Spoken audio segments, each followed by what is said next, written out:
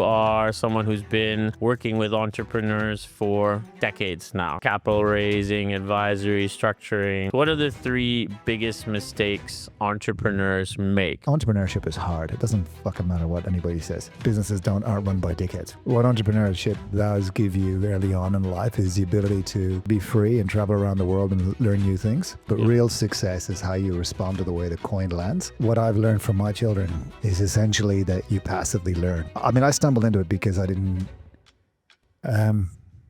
just never fitted in. Young entrepreneurs today, what advice do you have for them? I think the first advice I'd give them is find another podcast than this one. Because I'm not going to give you the way to do it without making mistakes. Well, we can't talk this long about whiskey and not have a little whiskey. So this is a 27-year-old Arran.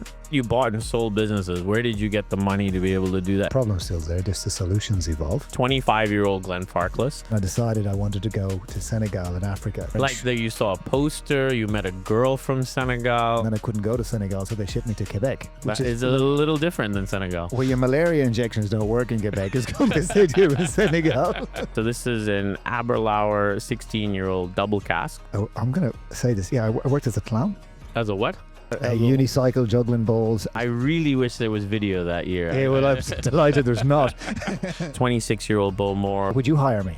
If you put on a clown suit and speak French, I will. 100%. Just one little video. Hey guys, Rickesh here, the Whiskey Chief. Firstly, thank you so much for watching this. I really appreciate it. If you could like and subscribe below, it really helps us bring the best whiskeys to you and keep doing this show the best we can. Thanks. David, thanks so much for being here. Always good to see you, and appreciate your time as always. So we're going to jump right in. You are someone who's been working with entrepreneurs for decades now, right? Various different businesses. Yeah. Capital raising, advisory, structuring, all this kind of stuff. So Correct, yeah. I'm an entrepreneur. I've been an entrepreneur my whole life. Luckily, never worked for a big company so far. Yep. Hopefully that doesn't happen. From your experience, what are the three biggest mistakes entrepreneurs make when they're trying to scale, grow their business? Apart from becoming an entrepreneur. Yes, that's the first mistake. That's the so first three mistake. more after that. Yeah. It is a slog of a life, as we know. Yeah, tell me about it. Yeah. Look, I think the first one is believe in our own conviction. Okay. At least when I was younger, and I'm sure you were too, we just believe we're unstoppable. We believe our idea is probably the best idea. We probably get some really good advice along the way that we should look at the other side of the coin, and we don't. And we learn our lessons that way. Yeah. And really it's about a question of, I think that's the first issue, I would say, just believing we're unstoppable. So the issue there is people are not market testing enough, or entrepreneurs are not, or just because obviously you have to believe in your idea, right? If you don't believe in it, or you're not gonna make it happen. But are you saying that believing you're unstoppable is the mistake, so that you're not seeing the pitfalls or the risks? Yeah, I had a really cool phrase that, success and failure are opposite sides of a coin, but real success is how you respond to the way the coin lands. So you might have I can think of myself where lost a bit of money in a project that was incredibly ambitious.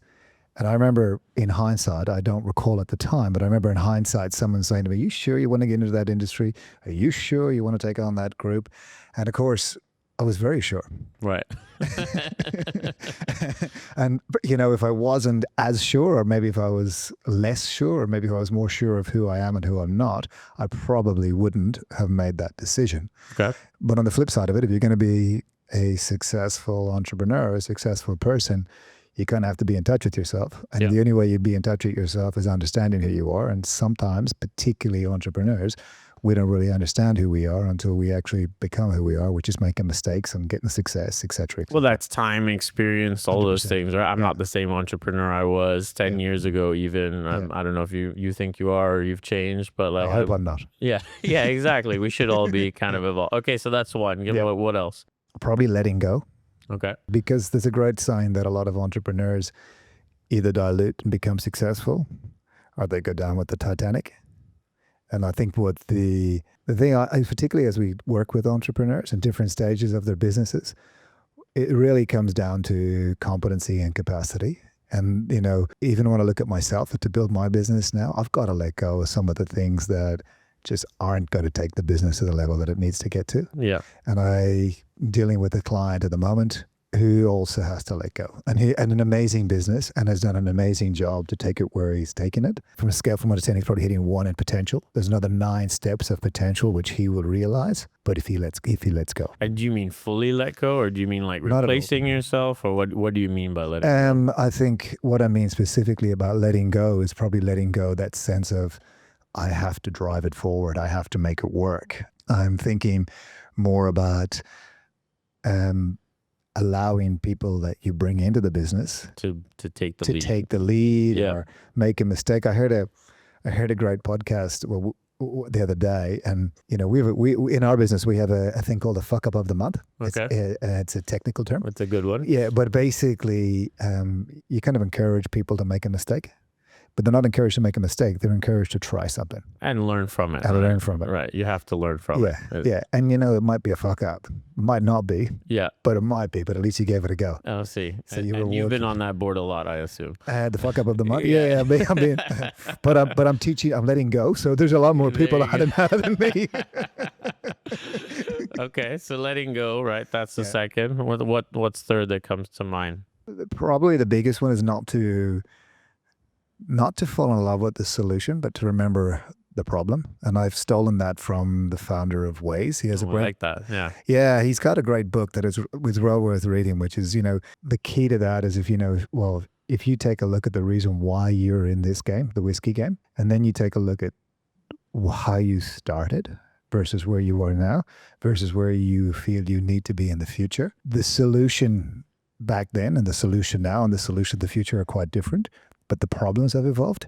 Yeah, well, the market's changed. Lots of things have changed around us, right? Even since I started this 12 years ago, getting into the whiskey industry through a private equity fund. We don't even run a private equity fund anymore. That's we've moved on from that, but it may come back in different ways. But So what was the problem that got you into the private equity fund for whiskey? I think for us, and this was again 12 years ago, there really was no vehicle for people to invest in whiskey as an alternative asset class. People were buying bottles here and there, but there was no structured vehicle. Why was that a problem in your mind? So in our mind, we found that was an opportunity where we could structure something so that more people could take advantage of this in a more formal way, right? So we were trying to grow, our business, obviously, and get a group of investors to be involved in the private equity fund. So for us, we were trying to solve a problem really more of structuring, and I think also for people to be able to trust, right? People didn't really trust the other mechanisms that existed at that point to be able to invest in whiskey as an asset class. And access probably as well. Access, yeah, and all of that, yeah. So things have evolved since then. But the problem's still there. It's about how do you provide more access and more. Today, access to something requires. Today, if you want access to something, you got to provide education, you got to provide everything else. So your problem's still there, just the solutions evolve. Yeah, and I think the way you could deliver that solution obviously is evolved with technology and things like that, right? So, well, we can't talk this long about whiskey and not have a little whiskey. 100%. So, Which we're starting with? so we're starting all the way on the left whiskey one there. I'll explain a little bit about it. Cheers. Small chat.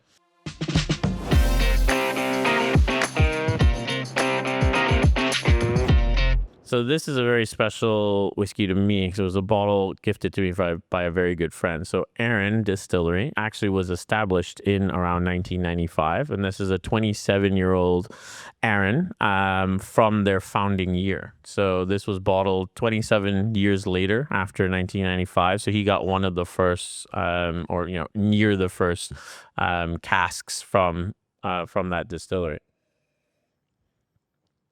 And what I like, and there's water if you want to add some. This is about 46%. It's a refill sherry cask. So what I like about that is this has a lot of tropical notes for me. It's kind of a nice, easy first drinking whiskey. I don't even know if Arran actually makes whiskey particularly in this style anymore, because this was, again, from their founding year, and I'm sure they've evolved and evolved. But for me, it's just a nice, easy, light way to get into drinking a bit of scotch. It is light, isn't it? And I know obviously you drink a lot of Irish whiskey, I assume. I don't know. You're Irish, so I assume you drink Irish whiskey, or do you drink Scotch? Do you mix it up? Do you drink Indian, Japanese, whatever's around, or what's your preference? I'll have a bottle of Jameson for everyday drinking. Okay. That's the go-to. Yeah, not the full bottle. Yeah. Just Well, once upon a time, maybe. and I wouldn't mind having a redbreast. And then I don't mind some of the Japanese whiskies, the single malt. I'm not a massive fan of the blended. And I haven't been exposed to the Indian whiskies. Okay, we'll have to try that later. Yeah, no, I'll have a few of the good ones first. Yeah.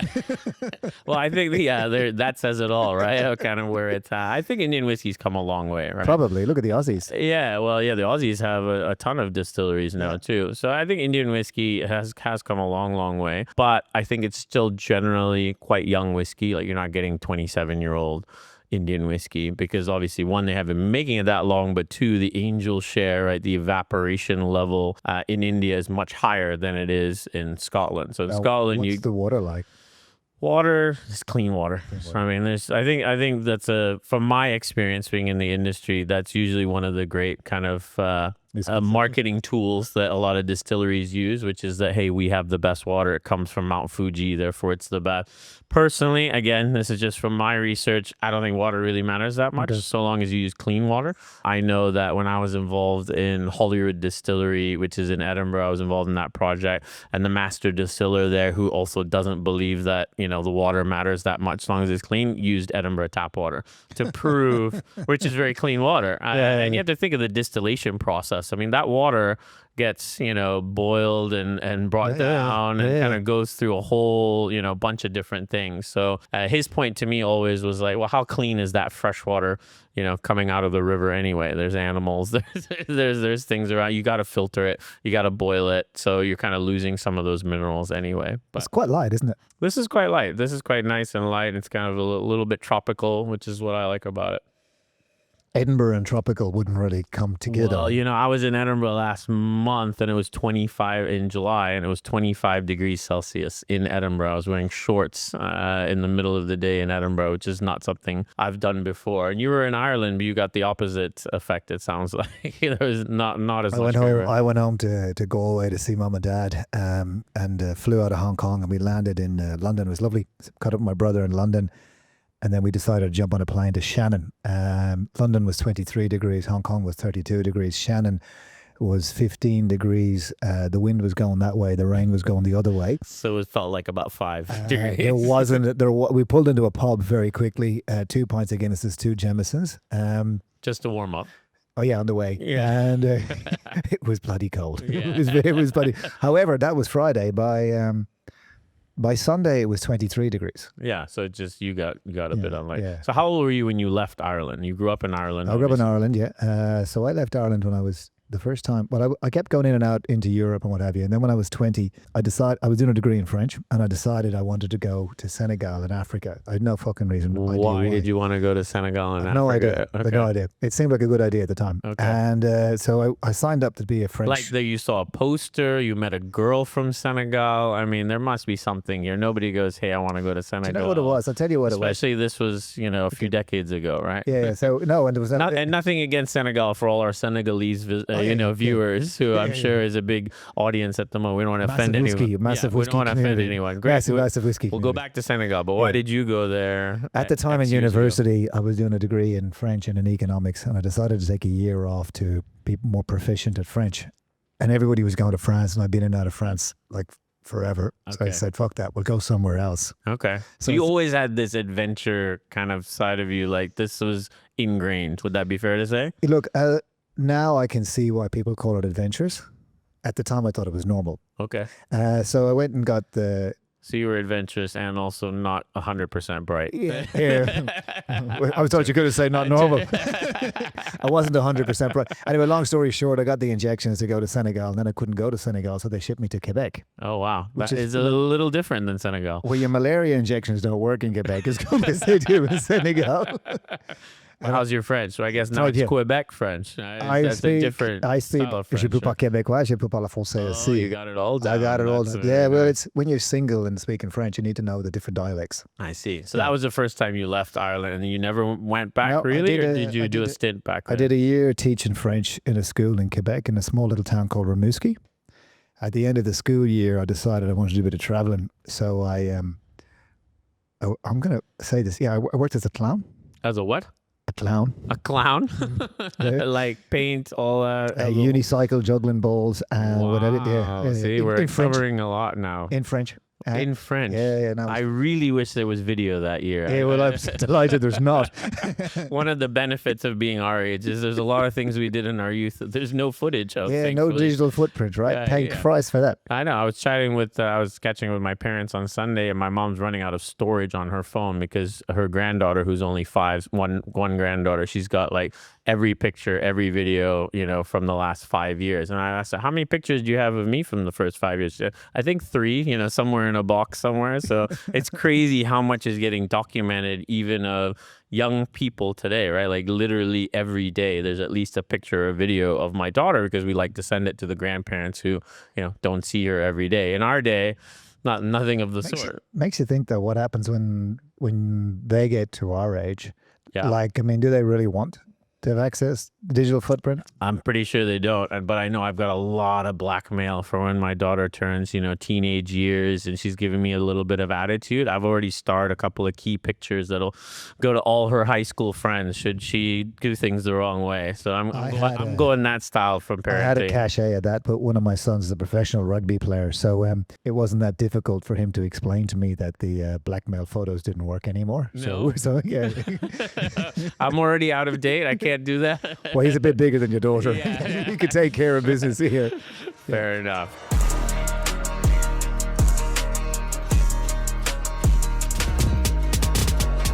All right, we're going to try the second whiskey here. So this, to me, is my favorite, actually, value whiskey in the world. And that's kind of why I chose it. So this is a 25-year-old Glenfarclas, 43%. I don't think, and I'm happy to be challenged by this, by viewers' comments, etc., but I don't think there's a better 25-year-old single malt whiskey out there in terms of value. So this is like an amazing price, by far the cheapest 25-year-old. I always have a bottle of this at my home, so I thought it'd be something. I have to challenge that. Okay. Because We'll I try it removed my first. passport. We'll try it first.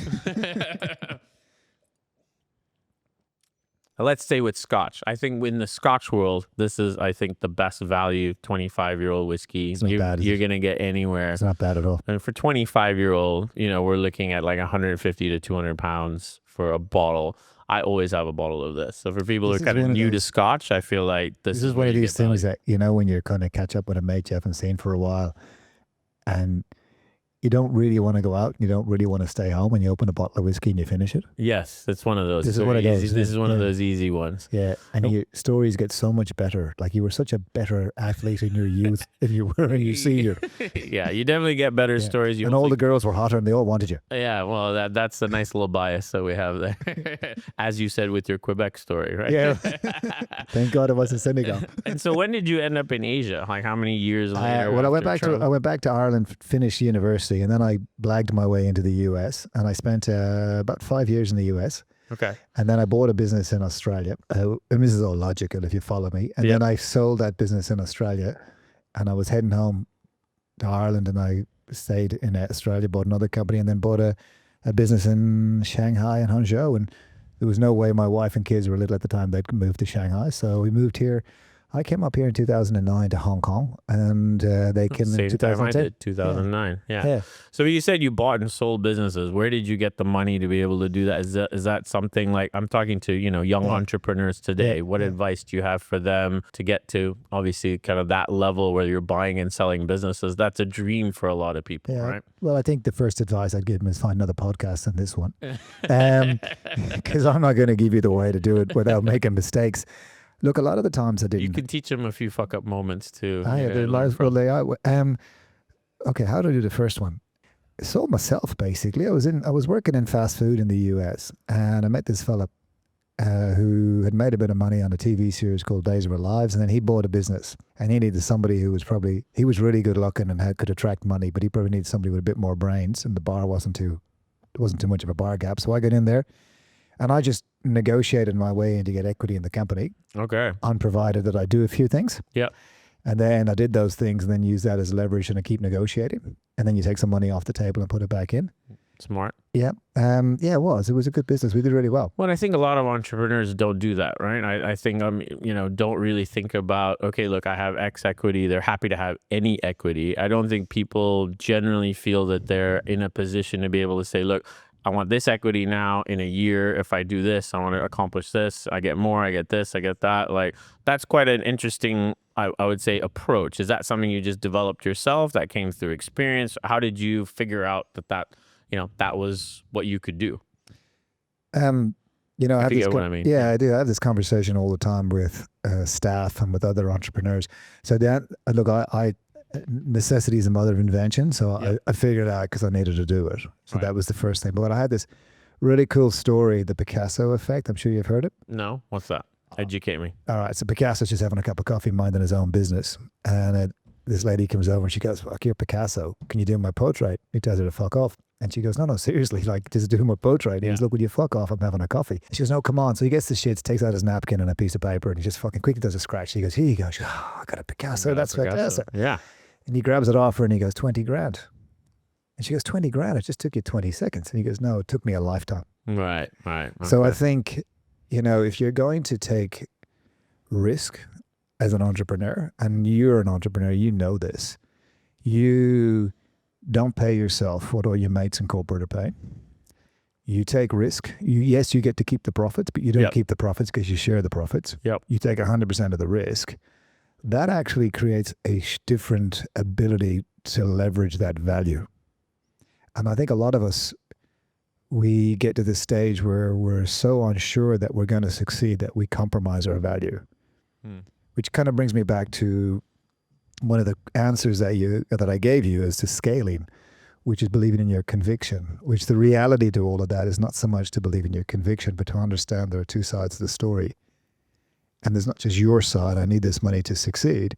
It's they actually need me to succeed. Right. Or I'm needed to succeed. And the problem that you're solving and what you're bringing to the community. I mean, it's hard work being an entrepreneur.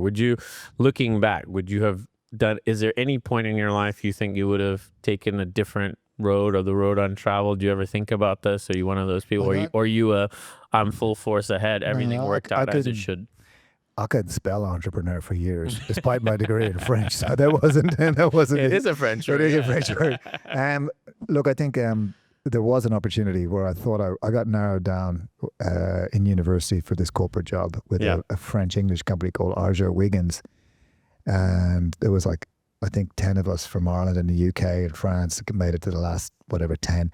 They actually told me that I should be an entrepreneur and that I wasn't suited for corporate life. I didn't even finish university then. Right. So it was a big problem because I didn't know what entrepreneur meant at that time. I remember that because it was in the UK to fly home on the plane. I'm thinking, what the fuck was entrepreneur? What is that? Yeah, let me find the dictionary when I get home. Encyclopedia. Yeah, exactly. I was young enough. I had the encyclopedia, You grew up in a household of entrepreneurs.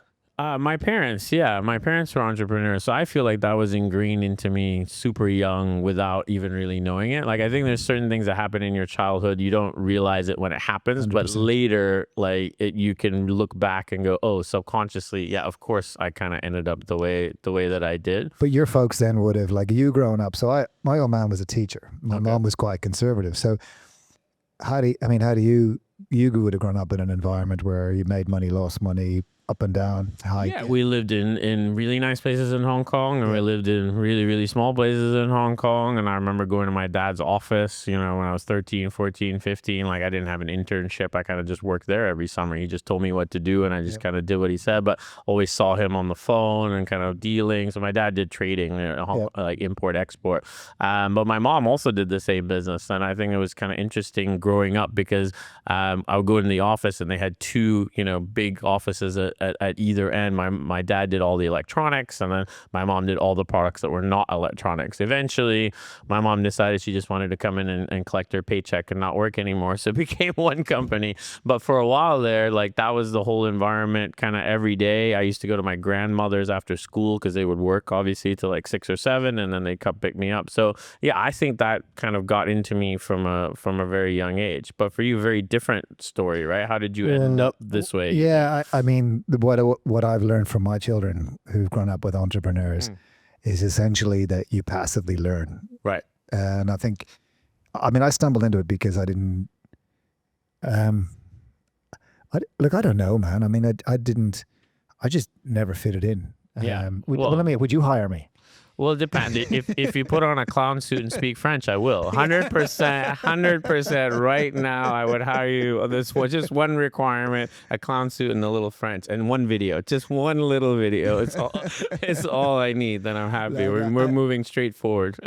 I think one of the key things that kept driving me to it is I'm very influenced by a book that I read in French called Candide by Voltaire. Okay. And it's just about traveling around the world and exploring new things. And I think that what entrepreneurship does give you early on in life is the ability to sort of be free and travel around the world and learn new things. Yeah.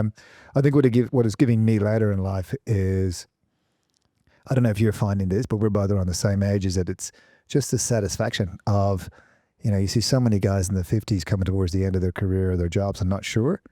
And I'm like, well, fuck it, we'll just do something else. Or, You're comfortable with that. You can kind of move around. For me, it's the creation. I think the thing I love the most is like sitting around, whether it's you're sitting around by a table or you're by yourself, and it's this idea, right? And it's the beginning of an idea. And of course, it takes many people and time and all that to develop that into an actual product, service, whatever it is. But that's the part that I really, really, really, really love. Of course, the scaling and all that comes kind of after that. But to think of something that, was just literally something that you just came up with, and then X months later, this is a product or a service or something that actually exists.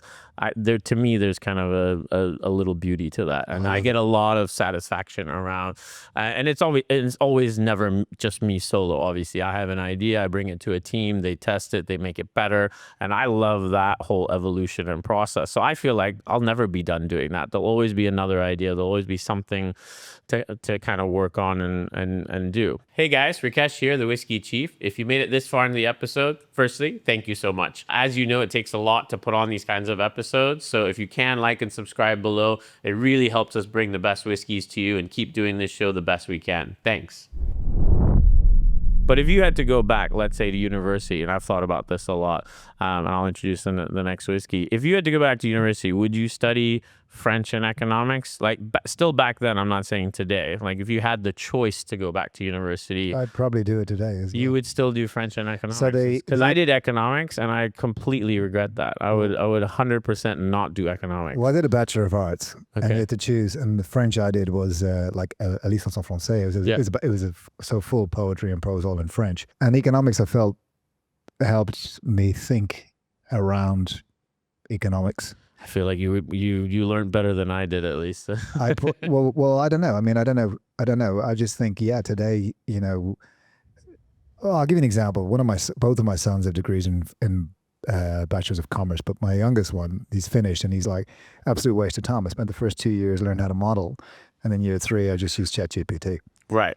So I think, what are you going to... It's changing now, yeah. Correct. So what's not going to change is the ability to think, the ability to analyze. Yeah, and where did that hit for you? Was that in university where you learned the ability to learn, so to speak, like to be able to take information, that's what I got. When I failed the first year of French, that's when it hit. I ticked the wrong box. So I was doing a Bachelor of Arts and I was picking economics, and I thought I was doing like conversational French. Right. Because I wanted to spend a bit more time on the extracurricular activities, but I ticked the wrong box. Guinness.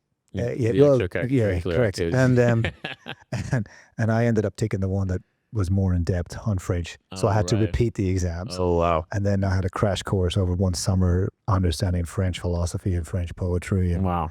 That's when I fell in love with Voltaire and Camus and things like that. I mean, that's pretty amazing. I feel like we were kind of lucky there in a way that we had so many different things we could study and go in so many different directions. I feel like today there's a lot of conversation, at least when I was in the UK, Scotland mostly, but London as well. There's a lot of discussion today about people getting back to, let's say, blue collar jobs. There's a lot of like discussion, hey, kids today should be learning how to be plumbers. Kids today should learn how to be electricians, because that's not something that can be replaced by AI. And I find that a little crazy, because not even 5 years ago, we told all these kids to become coders, right?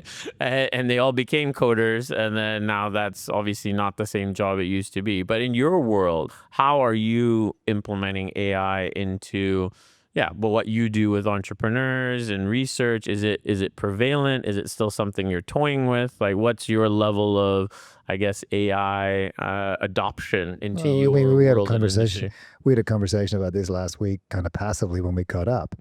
I think you have to embrace it. Yeah.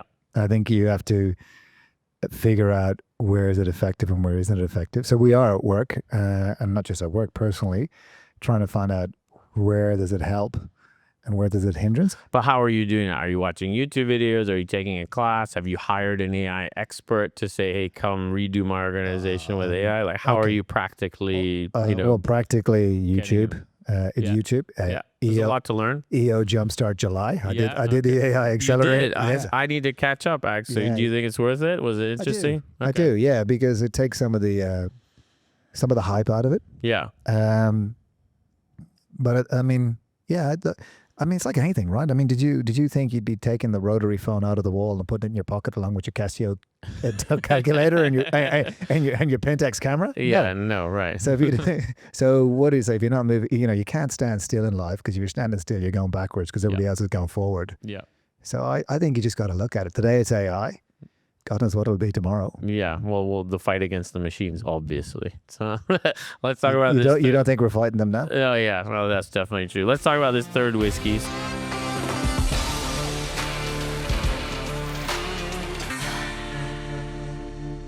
So this is an Aberlour 16-year-old double cask. Double cask simply means it spent some time in bourbon and some time in sherry.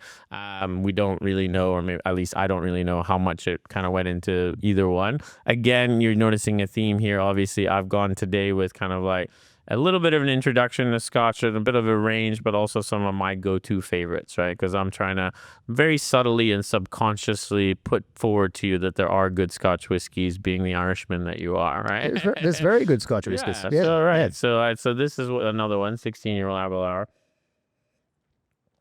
So this is now more like that sherry bomb, right? Which you either like or maybe don't like. But for me, this is what got me into whiskey. Let's say 12 plus years ago. Like, I loved this after dinner, like a little bit of that sherry, fruit. Like that's too sweet for me. Okay. Yeah. And to each their own, right? Yeah. Like, this is the original style that kind of got me into drinking whiskey. Whiskey. What was the number two there? That was the Glenfarclas. Yeah. That was your go-to, would you say? Would you like that one? I'd bring Glenn over for a drink. I wouldn't bring your man here and then he's people. You bring Glenn, not Abe? Yeah, I'd bring Glenn. Abe's grand, but he's a bit too sweet. Fair enough. Try adding a couple of drops of water. It might kind of change the flavor. Adding the Abe, we could open it up a little bit. There's a couple of drops here if you need it, but there you go. So let's talk a little bit about EO.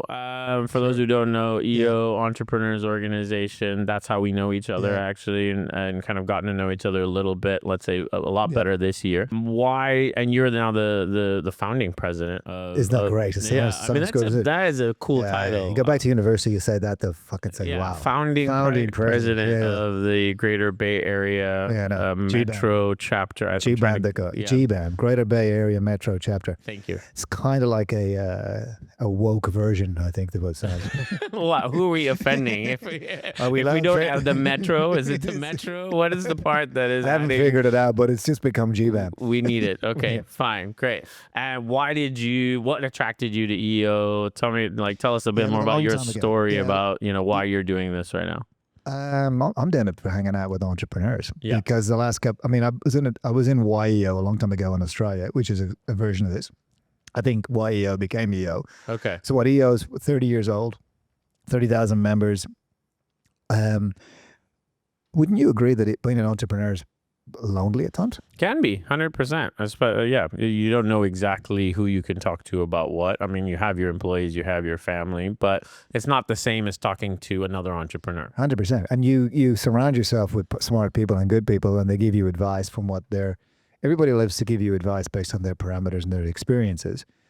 But I love when we all catch up in our forums or together. It's like we just fucking know that it doesn't matter how positive you are. Yeah. There's good shit and there's bad shit, but you're dealing with it. Yeah, it's that you don't need to say it. We're all going through it. Yeah. It's that shared journey, I guess, or that shared experience. Yeah, and I think, and there's a real level of respect. So when I was approached by Morgan and James, I thought it was just in the middle of COVID. My own business had suffered, and lots of my friends who were entrepreneurs, we were all training together and doing the typical A-type entrepreneur personality, pumping ourselves up. Hong Kong will be back. Hong Kong will be back. Right. And that was gone for 3 years. I thought it'd be a really good idea to get this back off the ground, and I don't regret it at all. I think 3 things for me that get out of it is, one is just personally the ability to connect with yourselves and other entrepreneurs, and there's no bullshit. Yeah. I mean, except for that whiskey, but other than that, there's no bullshit. But the second thing that I get out of it is you start seeing other entrepreneurs coming in, and I don't know if you've seen it, but I'm seeing it. Guys who come out of forums, their second forum, the third forum, or connected with, like, they just feel relieved. I've had EO members, partners say, fuck, he's become a better person since he's. I mean, that's pretty fast to see that kind of 100%. change. So yeah, so just to explain, I guess, for anyone who doesn't know, so a big part of EO is this thing called forum, which is where you get placed with between 6 and 10 people, and you try to meet obviously once a month, and you share things in this group for about 4 hours that you ordinarily wouldn't share with anyone else, right? That's the whole concept of forum. What is it about the way that that's structured that you think really is successful? Obviously, we don't have to go into what happens in forum. I'm talking more like taking a step back from that. I'm trying to reflect myself as well, having gone through, we've been going through this experience together. What is it that works about this format that I guess doesn't work in other ways? Like, what is it? What's unique for you? Well, I think let's caveat. I think we're very lucky. Yeah. I think our forum's very lucky. I think we have an incredible bond that we've just created. If I look at the whole concept of forum, I think it's 3 things. It's the 5%. Which I love to define as people say, what's the 5%? Well, it's when you tell everybody else 95% of your day is going really well, there's 5% you don't tell. Yep. We have to tell that 5%. The second thing, it's the vulnerability. When you expose that 5%, you expose yourself, you're vulnerable. And the third thing is there's no advice. It's just sharing. And I think that's quite important because that's, I think, what makes the learning process quite valuable, because you're not saying to me, you shouldn't drink Irish whiskey. Yeah, you should do it this way. You should do it that way. Yeah, or I've been done this. So, well, I think we get advice all the time, right? We get advice from whether it's employees, friends, whatever, people you look up to. Once in a while, our wives have an opinion. Yeah. Yeah, I would say, it would be nice if it was.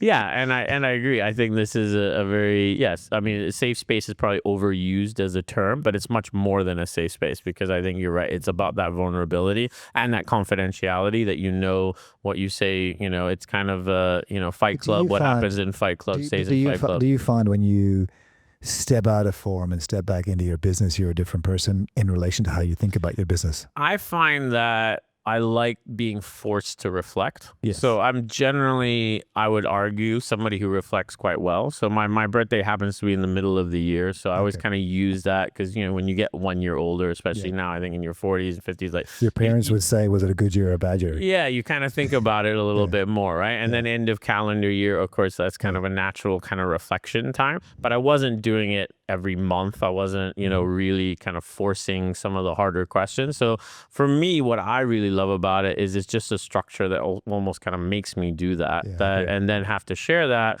I get as much out of sort of sharing my own, kind of reflection and learning as I do from kind of hearing where other people are at. And then you kind of develop this, obviously deep friendship, but also a caring about the result of other people and where they end up. And it's still all pretty new, to be honest. Like, I think it'd be interesting to see, hopefully our forum, you go 5 years, 10 years. I mean, that's a long time to share every month in a very intense experience with people. I was looking for something like this, to be honest. Like, Same. like I had gotten to the point I felt like, where I was doing okay as an entrepreneur, but I was looking to expand my learning, to yes, network and kind of meet other entrepreneurs. I think everyone wants to do that, but I think this has taken it to an even better level than I could have imagined, to be honest. Like I think this is delivering more value than I originally signed up for. And I think there's always more, right? This is kind of an early thing. So yeah, for those people out there who are entrepreneurs, I would say look up EO if you're 100%. Near a chapter, check it out if it's something that works for you. I think EO is a big thing. So being president, what do you hope to kind of get out of that? What's this, what are you trying to achieve for this chapter? Following year, there's a big responsibility. First of all, I'm very grateful that they asked me. Yeah. And I'm really grateful that we got it off the ground. It took us about a year to get it off the ground. Now, so the way it works is you go... And I'm sure some politics. I mean, that's every organization in the world. Look, there was. But I mean, at the end of the day, you got to keep your eye on the prize. So you're a president for a year. I would love to be able to walk away at the end of this year, which is June, and know that the chapter has succeeded in its goals and is sustainable, and the board that are coming in behind it, and the president's coming in behind it, who's Alex, who's doing a great job. I'd love to know that that's all working beautifully. I think sustainability has to be the goal when you're 100%. Year one, right? 100%. So just like any entrepreneur kind of endeavor, you're starting something new. Yes, this is part of a bigger organization that's been around forever. We get that, but year one is always the toughest in a lot of ways. It's that creative thing that you said about entrepreneur. And I think setting the culture, happens in that first year. Setting norms, which is obviously part of the culture, like all of that happens in that year one environment, right? I kind of dropped that with Gura, didn't we? Yeah. Special shout out to our friend there.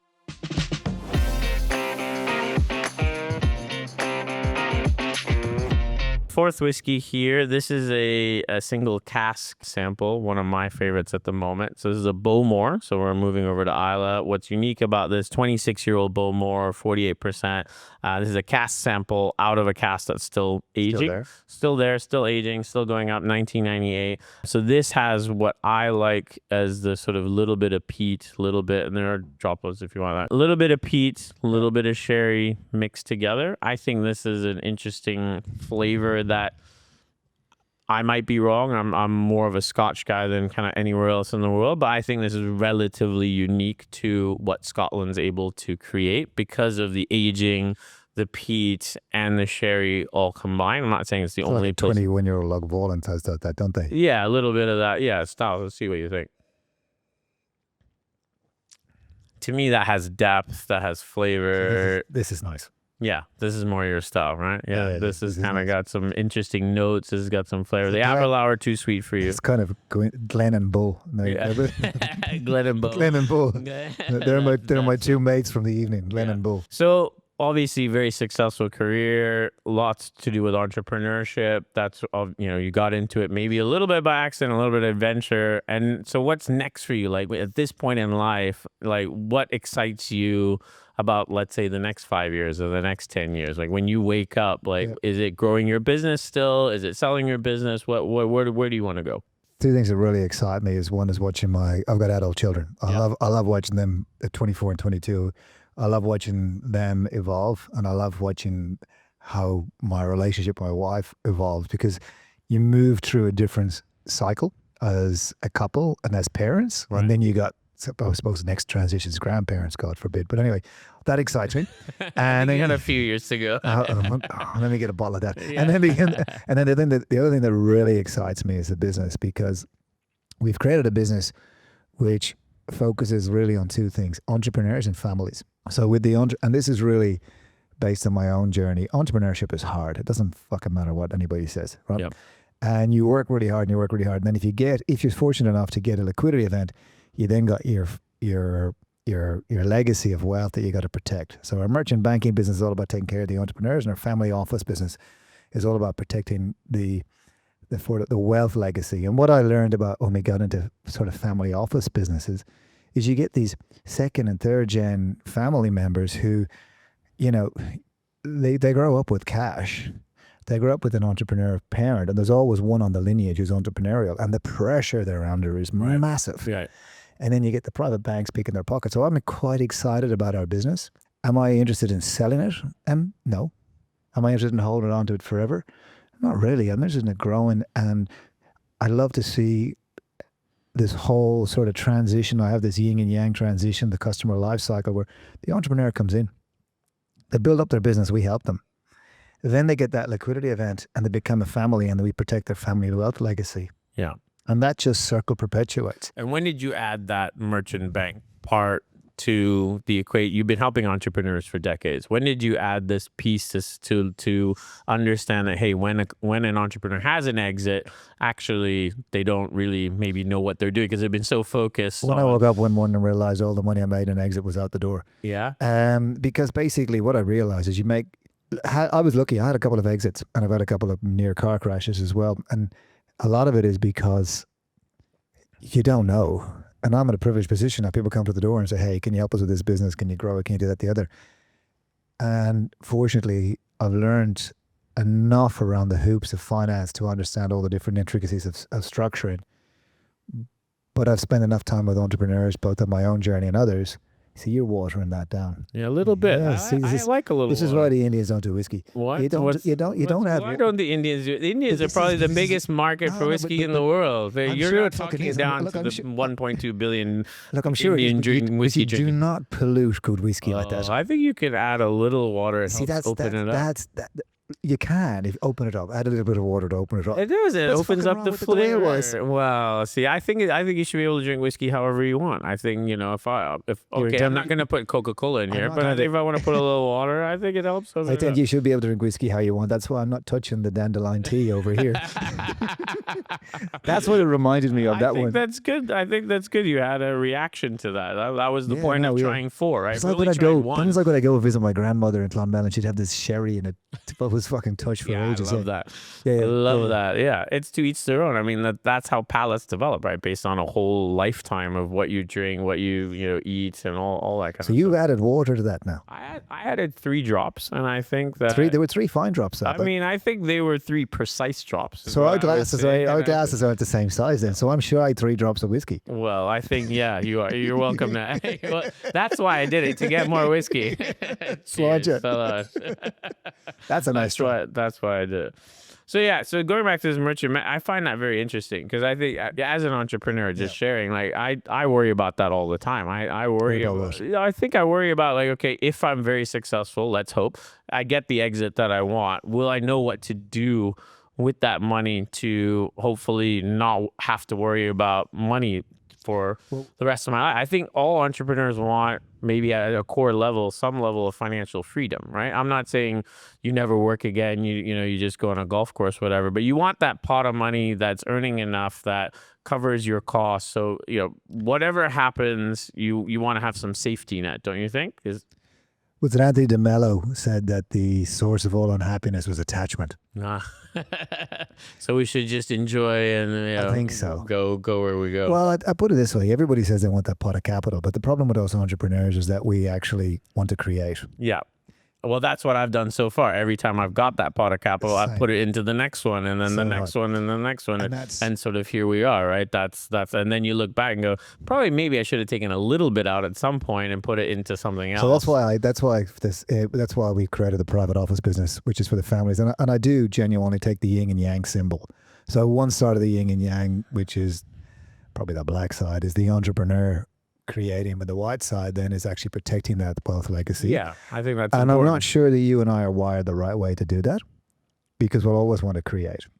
So the guardrails need to be put together around it. I need someone else doing that so I can be free to just go and create, and then tell me, hey, don't spend all of this that way. And because I'll always and I think the big lesson I've learned, so I did invest a lot in so my journey a little bit, because I did well in private equity. I invested in other private equity fund, didn't do well. I did well in startups, so I invested in other startups. Luckily, I think I'm kind of 2 out of 10 gonna hit really well. And I think I'm kind of, knock on wood, it hasn't happened yet. I think I'll I'll make more kind of net. But all of that has taught me rather that I just rather invest in myself, because like I know 100%. like where I'm 100%. going, I know what I'm doing, but it doesn't give me a lot of confidence that should that all fail, right, that I have a safety net. Isn't that what entrepreneurs are dealing with? I think that comes back to balance, right? So we need to learn how to take some off the table. We need to learn how to give that to somebody to manage. Yes, I agree with that. But at the end of the day, we shouldn't trust them 100% to take care of that. And I think the second thing is we should always believe in ourselves. I mean, just look at now, right? We're in this really interesting transition where, banks, digital assets, tokenization of real world assets, wealth is changing. I mean, my 24-year-old's like, he's going, well, why the fuck would I buy a house? Right. I'll buy Bitcoin. And you're like, hang on, why would you do that? And he goes, well, hang on, I can transport it, I can pay it, I can move it, I don't have to pay taxes, non-performing houses and stuff like that. So I don't know. I think you and I will always, people like us who are entrepreneurs, and what I think it translates as men of enterprise, we'll always go forward, but we do need to make sure we don't bet the farm. Yeah, I think that's the key. Yeah. in kind of finding that balance. But then I ask you this: if you didn't make those punts, and if you didn't learn those lessons, would you be sitting here adding water to good whiskey? Well, I don't know if those are necessarily related. Equally, neither is your clown French. But I was young then. You've no excuse. I'm young now. We got a long way to go. So speaking of exits, though, I have a question for you. So how soon will you work with entrepreneurs at what earliest stage do you work with them? Would you say? Okay, so everybody asks that. So the classic question is, what stage? When we you have get involved? ever since I kind of got in the door, we have a no dickhead policy. So the stage that we work with is that businesses aren't run by dickheads. Right. Okay, and then that could be at different stages. If it's an early stage business but has potential, and we feel it has potential, we're happy to get involved. Yeah. If it's a later stage business, we're happy to get it. It all depends on, do we feel we can add value? Yeah. And the second thing it depends upon is, do we feel the business adds value? Right. I have no interest in working with a business that doesn't add value. That doesn't do anything. Yeah. So based on that, so how early do you advise the clients you work with to think about exit? Okay, yeah. so Do you think, because I talk to a lot of entrepreneurs who sometimes it's, hey, I'm building this for the exit. I've got a 3-year plan. I'm going to IPO or I'm going to get an acquisition. I'm all in on that. Because I think that's the number one question investors ask, right? If I'm going to give you $1 million or $10 million or $100 million, doesn't matter. I want to know, when am I getting that back, hopefully with some upside, right? And I think for some other investors, hey, for some other entrepreneurs, I want to build a great business. I'm not worried about the exit. If we build something great, the exit will come. Do you see this? Do you see these views come up when you talk to entrepreneurs? If you break that out, there's lots of different views. There's the view of the entrepreneur, there's the view of the investor. Right. So with investors, every investor has a different investment horizon. An expectation, yeah. Yeah. So some funds are closed funds. Some investors have a timeline of when they want an exit. So that drives their behavior and when they invest in the business. As an entrepreneur, I think what it comes down to is, what is your expectations? And then that comes back to what I said at the start about knowing yourself and managing. I do like that terminology about an entrepreneur can go down with the Titanic. Yeah. So, if your goal is to build your business to exit, then you have to build a really good fucking business that somebody wants to buy. And then the exit will emerge. But if your goal is to build your business to exit so you can make $1 million or $2 million or $5 million or $100 million, I don't think that's a good goal. No, I agree. I don't think people should set their sights on. But that's the way to do things. But there are businesses that you might say in 3 years this business won't be what it could be in 0 to 3. So I need to get out of it.